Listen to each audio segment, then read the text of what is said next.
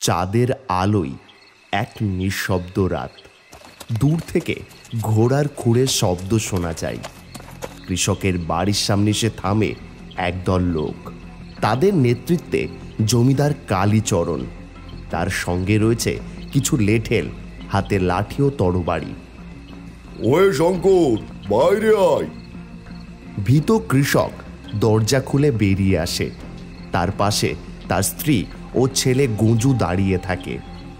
মহাশয়, দয়া করুন, আমি এই বছর ফসল তুলতে পারিনি। খরা আমার সব শেষ করে দিয়েছে। আমি প্রতিশ্রুতি দিচ্ছি, কিছুদিন সময় দিন, আমি আপনার সব ঋণ শোধ করে দেব। সময়? তোদের মতো গরিবরা সময় পেলে তো ঋণ শোধ করতে পারে না। লেঠেলরা, যা আছে সব নিয়ে আয়। লেঠেলরা বাড়ির ভেতর ঢুকে কৃষকের সামান্য সম্বল, বাসন কোসন, কাপড় চোপড় সব বের করে আনে। দয়া করুন, আমাদের সব নিয়ে যাবেন না। এই মহাশয়, এই পরিবার তো নিঃস্ব হয়ে যাবে। চুপ! এরা সময় মতো টাকা ফেরত দেয়নি, এদের আর কি দরকার? লেঠেলরা সমস্ত কিছু গরুর গাড়িতে তুলতে থাকে। কৃষকের ছেলে গজু, যার হাতে কয়েকটি বই ধরা, তা আঁকড়ে ধরে থাকে। এই জমিদার মশাই, এই ছেলে তার বই দিতে চাইছে না। বই? তোদের মতো গরিবদের বই পড়ে কি হবে? ওর হাত থেকে ছিনিয়ে নাও। লেঠেলরা গজুর বই ছিনিয়ে নেওয়ার চেষ্টা করে, কিন্তু গজু তা শক্ত করে ধরে রাখে। তারা ছেলেটিকে লাঠি দিয়ে মারতে উদ্যত হয়। ঠিক সেই মুহূর্তে এক অলৌকিক ঘটনা ঘটে। আকাশে উজ্জ্বল আলো ছড়িয়ে পড়ে, বাতাসে মৃদু বীণার সুর বেজে ওঠে। মা সরস্বতী আবির্ভূত হন। সাদা শুভ্র বসন পরিহিতা, হাতে বীণা, এক দেবী সামনে এসে দাঁড়ান। লেঠেলরা স্তব্ধ হয়ে যায়। কালীচরণ চমকে ওঠে। জ্ঞান কেড়ে নেওয়া যায় না জমিদার। জ্ঞান হচ্ছে আলো, যা মানুষের মনকে আলোকিত করে। আপনি কে? আপনি কিভাবে এখানে এলেন? আমি বিদ্যার দেবী সরস্বতী। এই শিশুটি তার জ্ঞানের উৎস আঁকড়ে ধরে আছে। তুমি কি তার থেকে তা ছিনিয়ে নিতে চাও? কালীচরণ ভীত হয়ে পড়ে। লেঠেলরা ভয়ে পিছু হটে। গজু তার বই কুড়িয়ে নেয়। মা, আমি ভুল করেছি, আমাকে ক্ষমা করুন। ক্ষমা পেতে হলে তোমাকে পরিবর্তন হতে হবে। বিদ্যা ও জ্ঞান কারো একার সম্পদ নয়, তা সকলের জন্য। মা সরস্বতী আশীর্বাদ করে অদৃশ্য হয়ে যান। কালীচরণ লজ্জিত হয়ে তার লেঠেলদের আদেশ দেন সমস্ত কিছু কৃষকের বাড়িতে ফিরিয়ে দিতে। কৃষকের পরিবার আনন্দে কেঁদে ফেলে। গজু তার বই আঁকড়ে ধরে, চোখে নতুন আশা। কালীচরণ ধীরে ধীরে নিজের ভুল বুঝতে পারে। আমি এতদিন ভুল পথে ছিলাম, আজ থেকে আমি আর কারোর উপর অন্যায় করব না। গ্রামের লোকেরা এই দৃশ্য দেখে উল্লাসে ফেটে পড়ে। তারা মা সরস্বতীর কৃপায় আশীর্বাদ ধন্য হয়। গজু, তুমি তো বই পড়ো, বলো তো মা সরস্বতীর জন্ম কিভাবে হয়েছিল? জমিদার মশাই, আপনারা কি জানেন মা সরস্বতীর জন্ম কিভাবে হয়েছিল? সবাই গজুর দিকে তাকায়, আগ্রহে অপেক্ষা করে। গজু বই খুলে পড়তে শুরু করে। এক সময় এই মহাবিশ্ব অন্ধকারে আচ্ছন্ন ছিল। ব্রহ্মাণ্ডের শূন্যতা, চারিদিকে অন্ধকার, কোনো কিছু নেই। ধীরে ধীরে আলোর বিচ্ছুরণ ঘটতে থাকে। ব্রহ্মাদেব এক বিশাল সিংহাসনে উপবিষ্ট। তার চারটি মুখে সৃষ্টি করার গভীর চিন্তা। আমি সৃষ্টির রূপ দিতে চাই, কিন্তু কোথায় সেই শক্তি যেই সৃষ্টিকে রূপ দেবে? সবকিছু যেন অগোছালো, বিশৃঙ্খল। জ্ঞানের আলো ছাড়া সৃষ্টির সৌন্দর্য আসবে কিভাবে? ব্রহ্মা ধ্যানমগ্ন হন। তার মস্তিষ্ক থেকে এক অভূতপূর্ব আভা নির্গত হয় এবং সেই আভা থেকে আবির্ভূত হন এক দেবী। উজ্জ্বল শুভ্রবসনা, চতুর্ভুজা, এক হাতে বীণা, অন্য হাতে বেদ, অপর দুটি হাতে বড় অভয় মুদ্রা। দেবীর আবির্ভাবে চারিদিকে সুমধুর সঙ্গীত বেজে ওঠে। ব্রহ্মা দেবীকে দেখে বিস্মিত আনন্দিত হয়। তুমি কে হে মহাশক্তি? তোমার আবির্ভাবে আমার হৃদয় প্রফুল্ল হয়ে উঠেছে। আমি জ্ঞান, সঙ্গীত, বিদ্যার প্রতীক। আমি তোমার সৃষ্টিকে রূপ দিতে এসেছি। দেবী সরস্বতী বীণা বাজান, আর তার সুরে ব্রহ্মাণ্ডের বিশৃঙ্খলা দূর হয়ে যায়। নিয়মিত সুর ও সৌন্দর্যের আবির্ভাব ঘটে। নদী বয়ে চলে, গগনে মেঘের খেলা, পাখির কলতান, সবকিছু এক সুরেলা ছন্দে বেঁধে যায়। স্বর্গলোকে দেবগণ আনন্দে উল্লাস করেন। ইন্দ্র, বিষ্ণু, মহাদেব সবাই ব্রহ্মার প্রশংসা করেন। হে ব্রহ্মা, তোমার সৃষ্টি আজ পূর্ণতা পেল। এই দেবী আমাদের সকল অজ্ঞতা দূর করবেন। তিনিই হবেন জ্ঞানের উৎস, বাণী ও বিদ্যার দেবী। ব্রহ্মা দেবীকে আশীর্বাদ করেন এবং ঘোষণা করেন তার নাম হবে সরস্বতী। দেবী সরস্বতী পৃথিবীতে আসেন মানুষকে শিক্ষা ও জ্ঞানের আলো দিতে। তিনি প্রথমে বীণা বাজিয়ে সঙ্গীত সৃষ্টি করেন, বেদ প্রদান করেন এবং মানুষকে লেখার বিদ্যা শেখান। জ্ঞানই শক্তি, বিদ্যাই মুক্তি। যে জ্ঞান অর্জন করবে সে কখনো অন্ধকারে থাকবে না।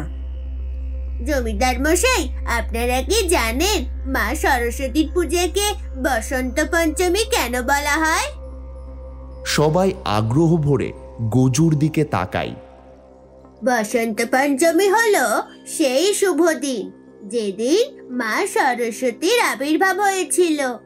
এই দিনটি বসন্ত ঋতুর সূচনা চিহ্নিত করে এবং প্রকৃতির মধ্যে নতুন প্রাণের সঞ্চার করে। গ্রামের লোকেরা আগ্রহী হয়ে শোনে। কথিত আছে, একসময় পৃথিবী অন্ধকার ও অজ্ঞতায় পরিপূর্ণ ছিল। মানুষের মধ্যে কোনো জ্ঞান বা বিদ্যার আলো ছিল না। তখন ব্রহ্মাদেব তার কমণ্ডলু থেকে এক সোনালী আভা সৃষ্টি করেন, যা থেকে জন্ম নেন মা সরস্বতী।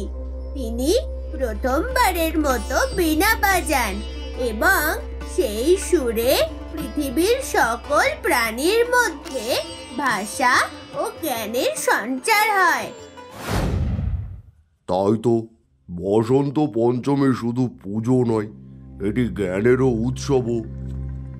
হ্যাঁ জমিদার মশাই, এই কারণেই এই দিনটিতে মা সরস্বতীকে পূজা করা হয়, যাতে তিনি আমাদের জ্ঞানের আলো দান করেন এবং মূর্খতা ও অজ্ঞতা দূর করেন।